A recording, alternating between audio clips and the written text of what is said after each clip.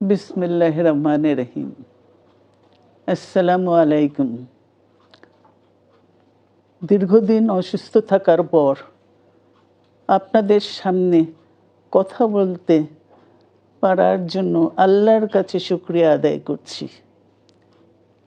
আমার কারাবন্দী অবস্থায় আপনারা আমার কারামুক্তি ও রোগ মুক্তির জন্য সংগ্রাম করেছেন, দোয়া করেছেন। সেজন্য আমি আপনাদের সকলকে ধন্যবাদ জানাচ্ছি। দীর্ঘ আন্দোলন সংগ্রাম ও ত্যাগের মধ্য দিয়ে আমরা ফ্যাসিবাদী অবৈধ সরকারের কাছ থেকে মুক্তি পেয়েছি। আমি আন্তরিক ধন্যবাদ জানাতে চাই আমাদের বীর সন্তানদের, যারা মরণপণ সংগ্রাম করে এই অসম্ভবকে সম্ভব করেছে। শত শত শহীদদের জানাই শ্রদ্ধা। এ বিজয় আমাদের নতুন সম্ভাবনা নিয়ে এসেছে।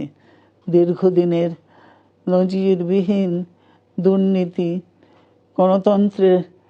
গণতন্ত্রের ধ্বংসের স্তূপের মধ্য থেকে আমাদের নির্মাণ করতে হবে এক সমৃদ্ধ বাংলাদেশ। ছাত্র তরুণরাই আমাদের ভবিষ্যৎ।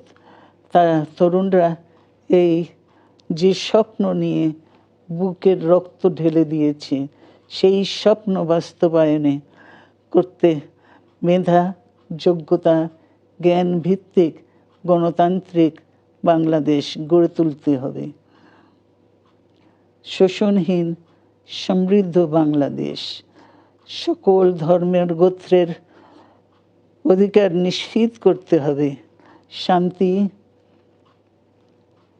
প্রগতি আর সাম্যের ভিত্তিতে আধুনিক বাংলাদেশ নির্মাণে আসুন আমরা তরুণদের হাত শক্তিশালী করি।